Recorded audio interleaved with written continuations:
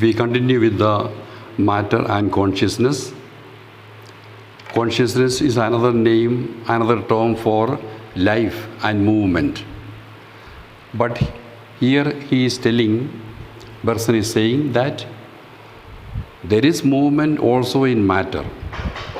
But the movement of matter is more of descending. It is only way to explain to restricting movement. So the movement of life is controlled and restricted by the movement of matter. So we cannot separate matter and consciousness. And but then among all the living beings, that is always lived with the matter, the humans are most liberated because it is self-conscious. The matter has less control over the human. And this liberation of consciousness in human being is indicated or is evident from the threefold characteristics that are found in human. That is freedom, memory, and joy, whatever be the order that you follow. Freedom, because freedom is I have control over myself. I am deciding by myself. I am not a victim of the given. The animals are victims of the given. They act as it is made to do. Little of mechanism is there in the animals. But humans, if they are real humans, they act as in their freedom. That ability the non-humans do not have it. Joy is another characteristic that is specifically only humans have got. Joy is something, an inner experience. It is not related to the external senses. The animals have got the pleasure of eating or pleasure of seeing, pleasure of anything for that matter.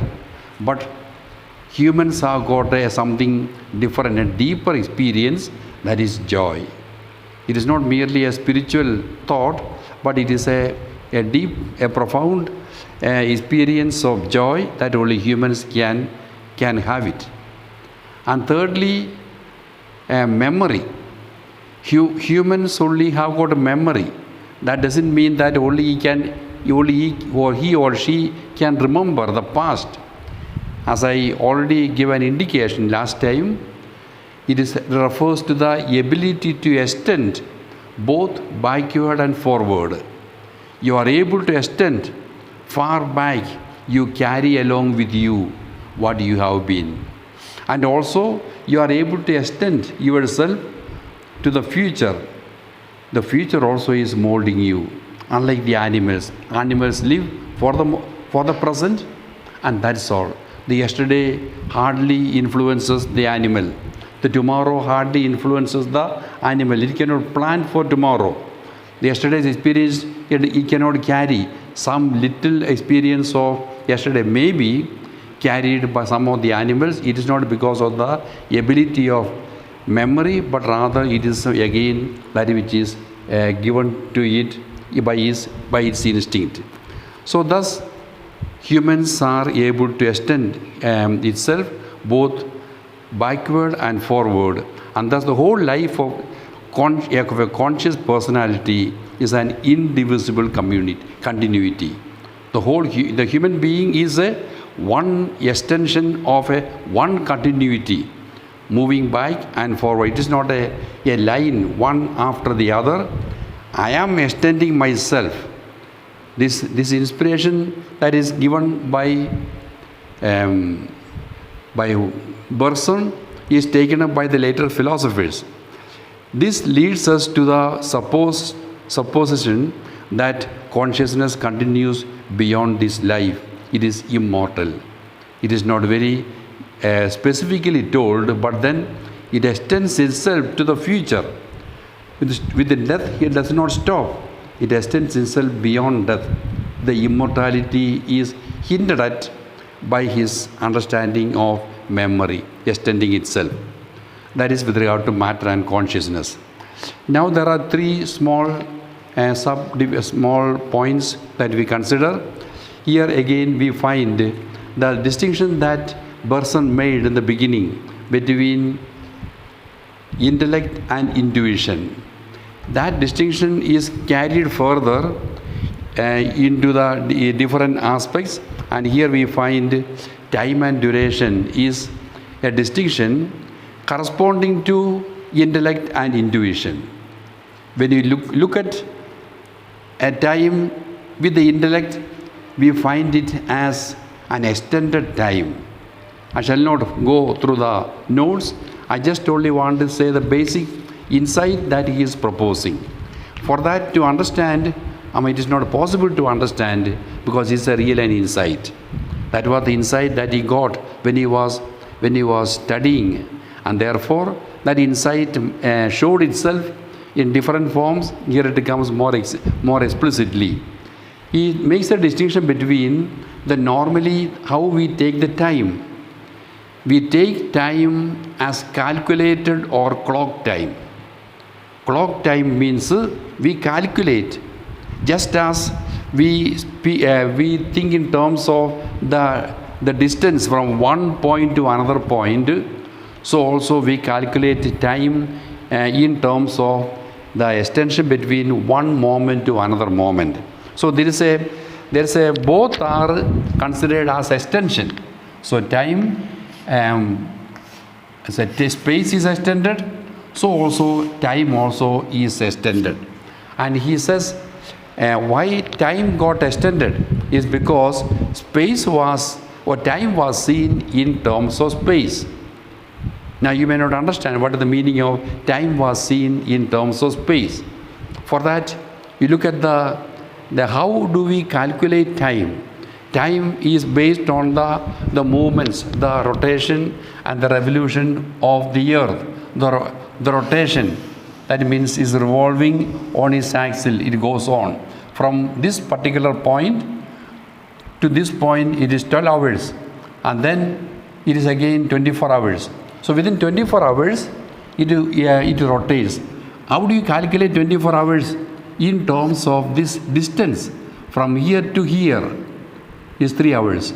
Here to here, 6 hours, 9 hours, 12 hours, and so on.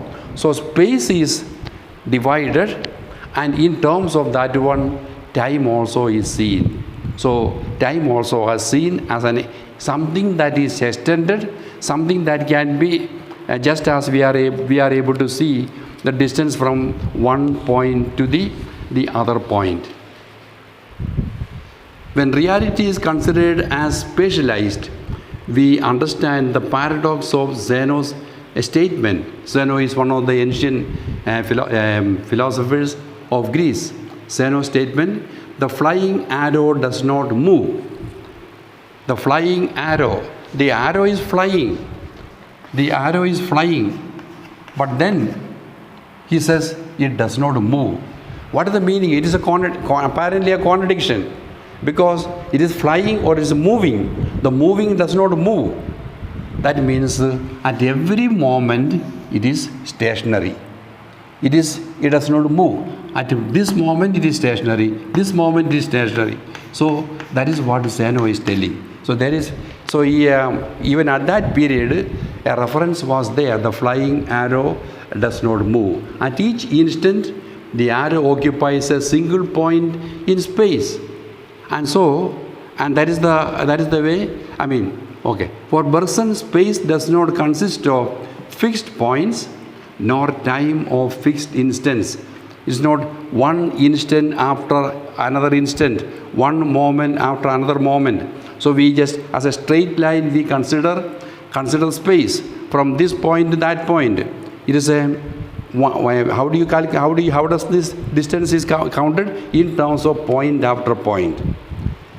Same way, time also is considered from one moment to another moment in terms of moment after moment. So we have spatialized, not specialized, spatialized time as in terms of space. As a result, we see time as extended time, that which can be calculated. So much of time, 1 hour of time or 2 hours of time, we are able to see as we are able to calculate material things. So that is what, but he is opposed to that. For Bergson, space does not consist in fixed points, nor time or fixed instants succeeding one after the other. The points and instants are suppositions of the intellect. Only the intellect sees points or instants one after the other. Intellect is dissective, intellect is analytical. So it sees one point after another. That is the suppositions of the intellect. Only intuition can comprehend time as duration. As we have seen, intuition can comprehend. It is not simply analytical approach of seeing point or moment after moment, but rather it is able to see the moving aspect of reality. Duration is that one, the moving aspect of reality, the way we see reality. Only intuition can comprehend time as duration, just as it is able to see movement in reality. Reality does not consist of things, but things in making. So we don't see things one after another thing, but rather things in the making, in the coming to be, moving, process. Everything is seen as a process.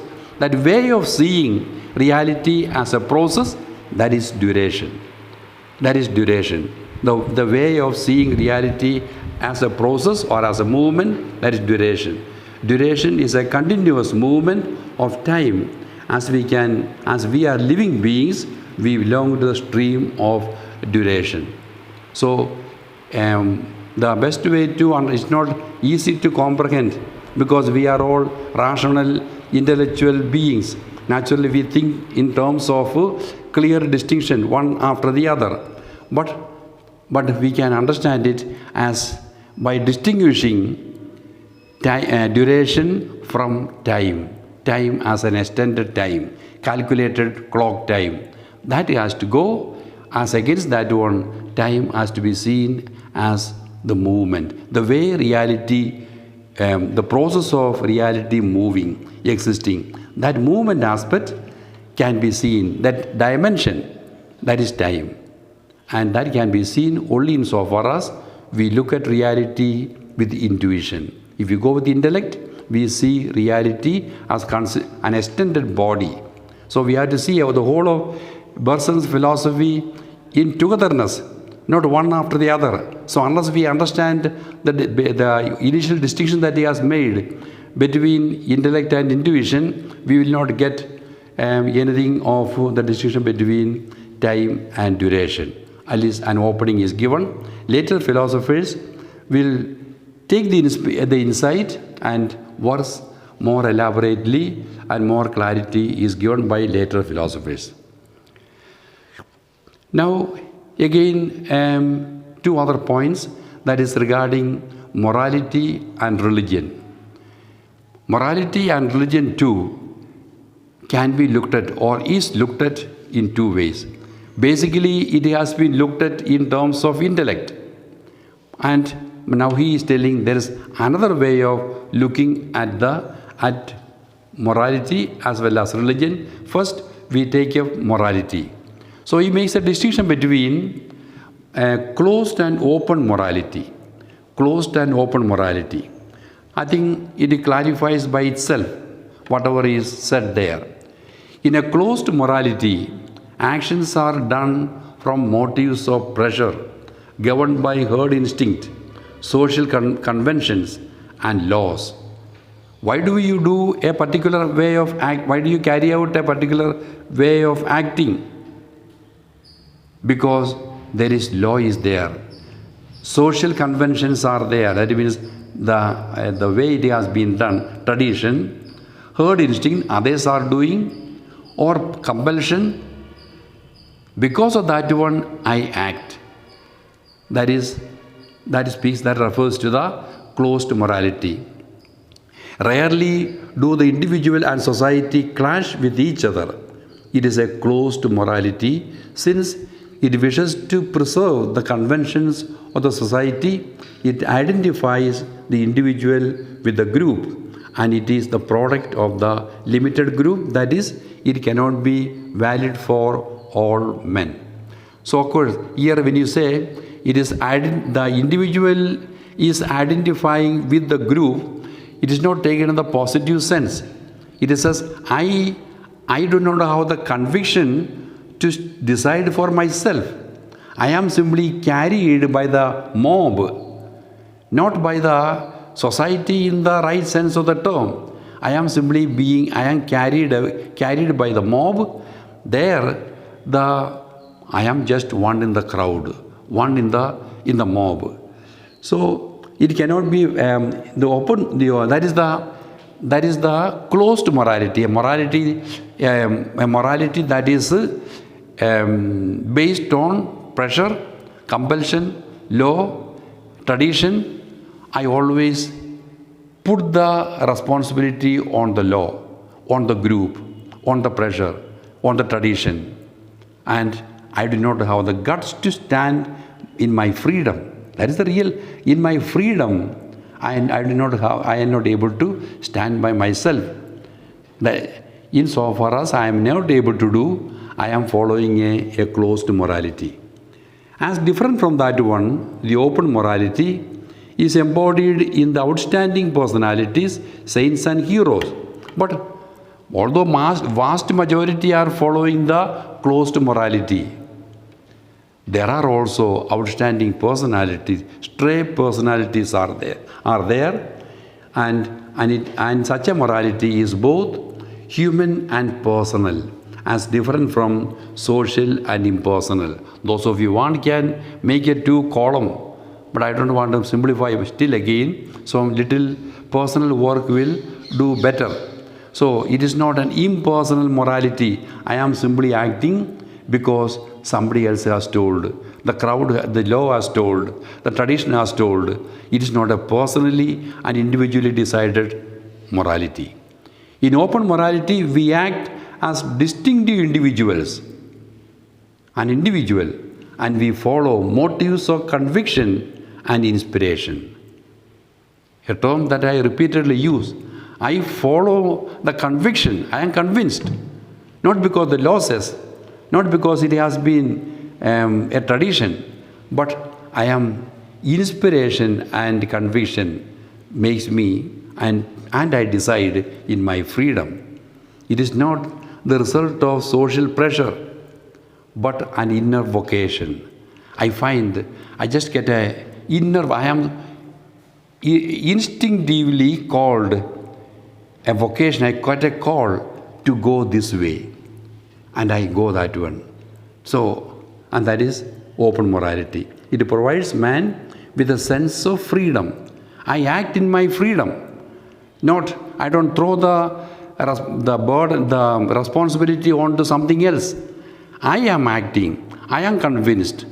I take the responsibility. The closed morality looks for convention as different from conviction. Open morality for conviction. The former is based on fear. I act because out of fear. I am frightened. Therefore I act. I am frightened because of punishment. I act because of the reward. All those things are motivating me. Conviction, inner inspiration does not play any role. And based on fear, the latter on love. The latter means open morality. I think the beautiful distinction that Bergson has made, because the vast majority of the people, including most of us, we are acting. Why do I say truth? Because out of fear for punishment, out of convention, law, those things are not, should not be. That means I am a victim of convention, but I don't have the freedom to be convinced. That is, open morality is that one. So a beautiful distinction that he has made between the two types of morality, and it stands valid not only at the time of Bergson, it was too evident for him. He realized how the people are moving. And so he stood against that one and said, morality has to be based on your conviction, on your freedom, on your individuality, and not on conventions and fear, but on your love. So I put in a very summary form, but every term is lot of depth, lot of matter. You can just and it expands. Therefore, the distinction and the same distinction that is made between intellect and intuition stands valid also here. When you come to the religion too, he makes a distinction. He calls it the traditional religion, or religion that we have been following and we are still following, is static. The other one, what he proposes, is a dynamic religion. And what is the difference between the two? Static religion is born of the need for security and defense against fear. I want a religion. I want some gods and goddesses to protect me. I am frightened of nature. I am frightened of so many things. So need for security and defense against fear makes me go into developing some religion. It got surrounded by ceremonies and disciplines. It is a religion of social conformity. So in order to get away from my fear, in order to have greater security, we design some ceremonies, some cultic practices, so that I feel once it is done, already I am more secure. So it is based on that kind of very simplistic type of religion. Christianity also, we are also victims of that one. Unless we are thoughtful and then we can also fall into this kind of a religion. It is a religion of social conformity, just as in the case of morality. It is the product of the myth-making intellect that manufactures gods for one's need. Again, how gods are manufactured. So the expression is very powerful. Manufacturing we do in the factory. Gods are manufactured by the intellect. For what? For a purpose. Intellect goes logically for a conclusion, for a goal. And we want, for this purpose, I need a God. I need a God. Against snake bite in Christianity, there is only one God. But other religions, there are several gods. But every God is given a particular job. That means that is the way we have created a myth. One God is for wealth. The other God is for wisdom. Third God is for music. They are different. And there are myths are created to support that this God, if you are devoted to this God, you can have wealth, you can have wisdom, you can have music, and so on, whatever it is. So we are manufacturing gods for our sake, for our purpose, to get out of my feeling of insecurity, to go as a defense against fear. Man can anticipate death and the experience of it. To endure this bitter knowledge, humans look for some devices. Another place where we look for, why do we want a religion? Because we are frightened of death. So then I must have something to some devices to get away from that fear. Static religion is born here, out of fear. So fear needs to be reduced or to be removed. Therefore, I need a religion, some ceremonies, and we do those ceremonies and we feel kind of inner satisfaction. We recite something, we think we have prayed. Prayer has to be, that is why coronavirus is a challenge to purify the religion, a religion of rites and rituals. It is not doing something according to the what is given, but rather it has to come a religion of truth and heart. A religion of truth, worshipping God in truth and from heart, not in terms of some rituals. Then we are reducing Christianity to, and it has been done. It has been done. But then Bergson has realized that one. Thus we can say that static religion consists of nature's defensive reaction against the threatening effects of intellectual activity. So intellect is planning against the force of nature. Nature is frightening. Nature is overpowering me. Therefore, I need to have some protection, and there, in that context, I develop a religion. As against that one, he is giving an opening to another type of a religion, dynamic religion, and which is, of course, just as duration, it is difficult to understand. It needs a sort of an intuition.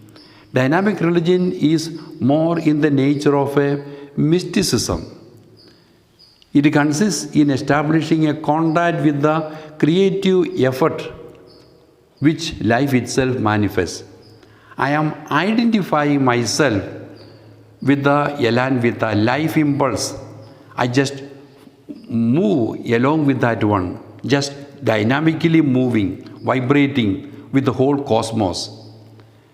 That is when I am able to identify, plunge myself into the life stream.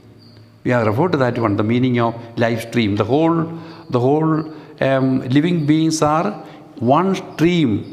That stream is called life impulse, or like called elan vital, vital impulse. That is linking the every living being. You plunge yourself into that one, and in that there is an experience of religiosity. It comes from the return to the original direction of life impulse, and from anticipating the unattainable goal to which life is struggling. So life is moving, anticipating, moving to an unending way, and you simply plunge yourself into that one. And that movement of, along with the life impulse, there is a religion. That religion cannot be structuralized. It cannot be organized. It is it has a religiosity that one interiorly experiences. Christianity, finally he says, Christianity appears to be the crystallization of such a religion. So among the various religions, maybe as a Christian, he is telling such a religiosity can be found in Christianity. That is from Bergson's view. It is born of the mystic's intuition of. It is more of a mystical. So that you had to just get into not simply performing some things, but a mystical approach, born of a mystic's intuition of an identity with life. So mystics, they lose themselves. They are that individuality is lost. And just maybe something in Buddhism I am bringing in here. That individuality of I is lost. I simply identify myself with that life impulse. A cosmic, Bergson does not use that cosmic movement, but then I think there is something of that sort. An identity with life. It is an intuitive plunge into the original impetus of life, the ultimate and inexpressible reality. It is an entry into the dynamic movement of life. So when you jump into that dynamic movement of life, that is a religion. That religion is dynamic religion. It is more of a mystical religion. There you don't think in terms of cult and practices, cult and rituals, but rather just being there along with the life movement. So that is what the opening that he has given with regard to the dynamic religion, as different from the static religion, which is devised because of the fear in human being. I am frightened. I am frightened of death and frightened of the nature's havoc. Therefore, I need some protections. I devise some rituals.